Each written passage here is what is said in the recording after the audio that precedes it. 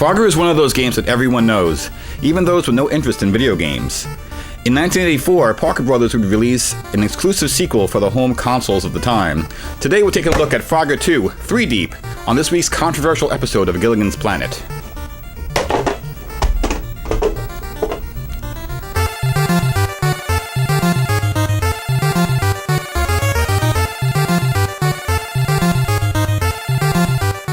The arcade game Frogger was released in 1981 and is considered a bona fide classic. Developed by Konami and distributed by Sega stateside, this simple game saw you navigating your frog to his home while avoiding deadly traffic, snapping alligators, snakes, and the edges of the screen. Parker Brothers handled the home cartridge port, which was one of their most successful titles. Hoping to cash in on the success and name recognition of the original, they released Frogger 2, ThreeDeep in 1984 for the Atari 2600, Atari 5200, ColecoVision, Apple II, Atari 8-bit computers, and Commodore 64. Much like the original, the goal here is to fill the open berths with your frogs. This time you have 3 scenes of danger to maneuver: underwater, the surface, and even the sky.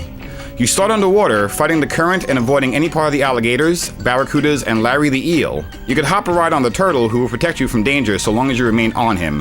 Hopping on an occupied log, or on the edge of a log, will bring you to the surface. Here you need to get to the tugboat's life preserver at the top. You must jump across the pond residence to get there. The lily pads disappear after jumped off of, and don't let Mama Duck catch you on her babies. However, if you jump on her, she'll give you a lift to the sky. Here you have to bounce in the clouds to get to the birds while avoiding Clyde the Dragon so you can get to your home on top. Fill the berths in all 3 screens and you'll start over again at a higher level of difficulty. So that's it. That's Frogger 2. If you like the original, you'll like this one, and vice versa. And yes, I know the box is upside down. That's it. The end. Okay, full disclaimer here. I never did care for Frogger. I mean, I really can't find fault with the game. It has catchy music, it's simple, easy to learn, the controls are just fine, it has a clear goal and appeals to a broad range of players. But I just cannot put my finger on it. It just never really did it for me as a game, and I can never find myself playing it for more than 5 minutes at a time before I get bored and turn off the console. I don't know, maybe because it's strictly a defense-only game. You're just doing things you're just avoiding things. I mean, that's a possibility, but then I realized that I enjoy Pitfall, and there's no real offense in that game either. Maybe then it's repetition.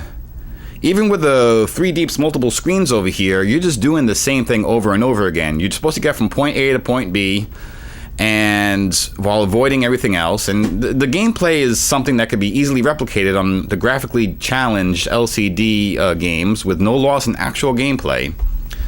So, I don't know. I'm not really here to pick on poor Frogger, and again, yes, I know the box is upside down. I recognize why it's a classic and why people enjoy it. I just question if my apathy towards it is a legitimate preference of my gaming, or is the result of some dark, echoey void where my soul should go. This was TV Games, and I'm going to go think about what I've said here today.